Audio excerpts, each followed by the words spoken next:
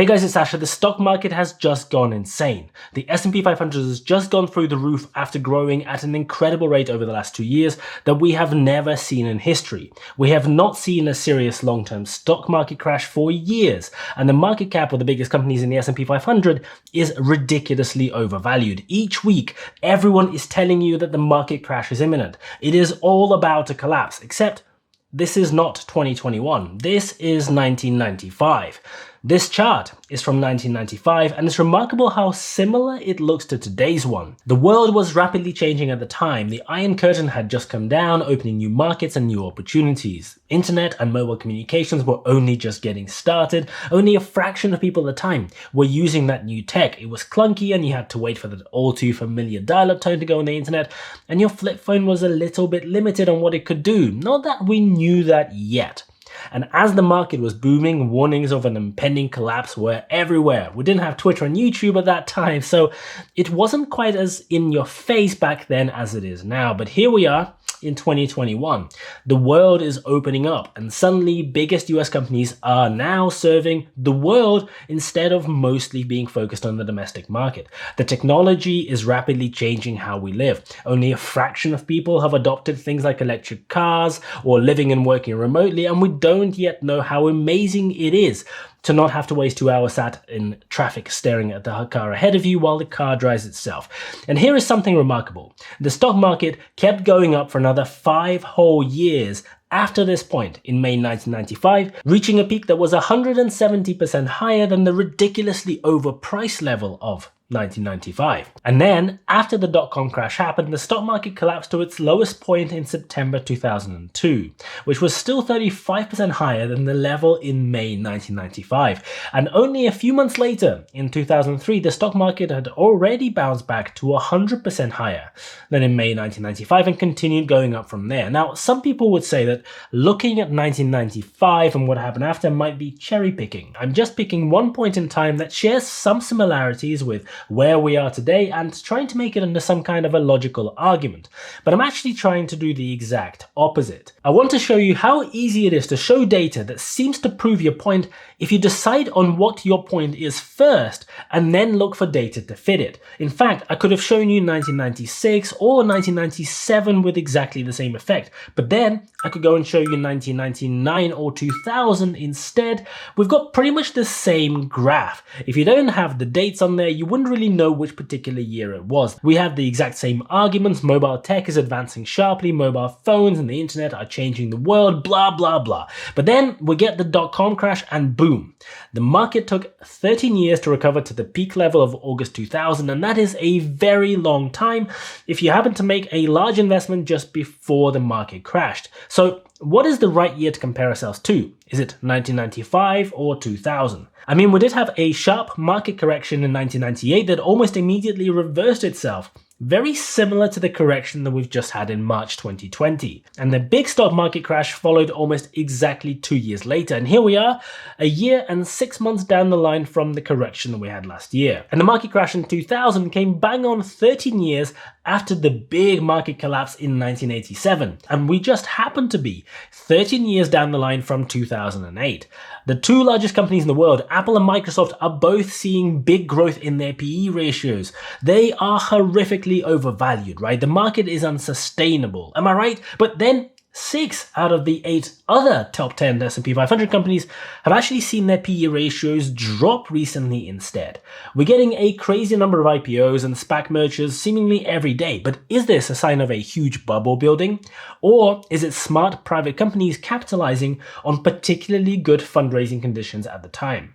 The simple fact is this: nobody really knows what the next 5 years are going to bring. Making up a story and then finding a load of charts and data to support it is super easy. I can make an incredibly compelling case that the market is about to collapse, make a video that will show you 50 minutes of hard evidence that will make you consider selling all your investments and keeping a few bags of cash under your bed instead.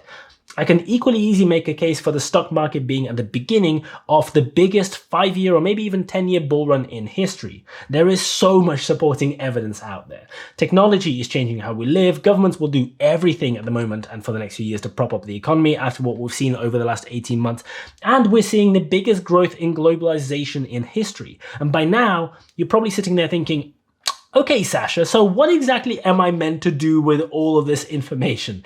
Do I go all in into the stock market? Do I cash out and wait for the correction? Do I do something in between? And I get asked this question a lot, and there are clearly an endless number of opinions out there on what the right path is. Deciding on what you think will happen and then finding supporting evidence to fit your chosen narrative is very easy.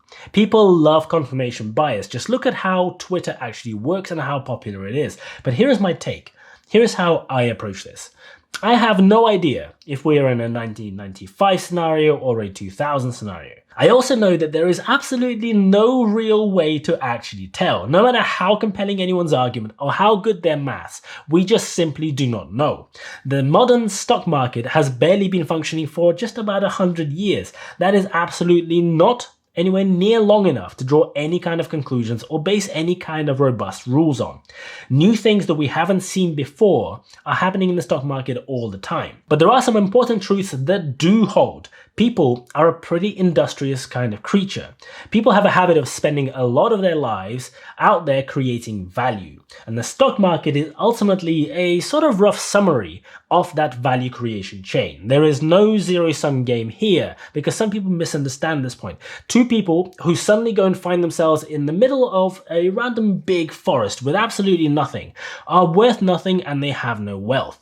But if a couple of years later those same people have a big log cabin each which they built together and one has become a hunter while the other is a farmer and they sell their produce to each other, well, suddenly that two-person market is booming and there didn't have to be anybody losing out in the process.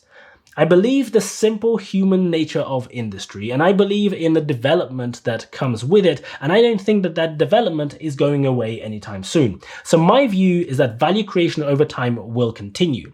Pretty basic and pretty simple. And that value will be built on top of value that has already been created, which creates that continuous multiplicative effect.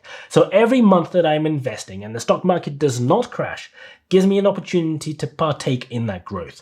Remember that when we quote stock market crashes, we always compare the peak just before the crash happened to the bottom just after.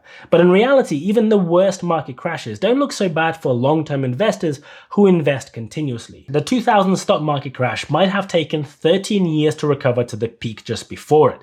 But only 2 years after that crash, it was already at the same level as it was 2 years before the crash in 1998. So anyone investing over time, month in, month out, will not really suffer the sort of numbers that we quote from market crashes directly. In fact, if you continue investing into the stock market just like you did before the crash, after the crash, the investments that you make then will usually give you the best long-term returns. If the stocks are 40% down at the bottom versus the peak before, you will be 70% up on the investments made at that bottom point when the stock market eventually rebounds to just meet the pre-crash levels. So suddenly, you're not just trying to break even from the peak, you're actually making some good money instead. Sure, there is a lot more to it. Investing in the stock market overall or picking your stocks can have a huge impact, and those may be affected very differently by a major crash. But anyone who cashed out in 1995 waiting for a correction will have missed out on one of the biggest stock market growth periods in history, while their cash was sitting there doing absolutely nothing. And also anyone who went all in July 2000, getting maximum leverage and suffering from a combination of YOLO and FOMO on the dot-com stocks will have not done particularly well at all. So my approach is pretty simple. I'm doing the same boring thing. I'm putting money into the stock market every single month on a continuous basis, and I'll keep doing it next month and the month after and the month after that.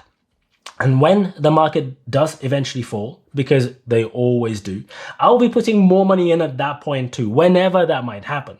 It's important to properly assess risks in investing, but it is also really important to not confuse risk assessments with speculation on market trends, something that most established trading companies have no way of predicting either.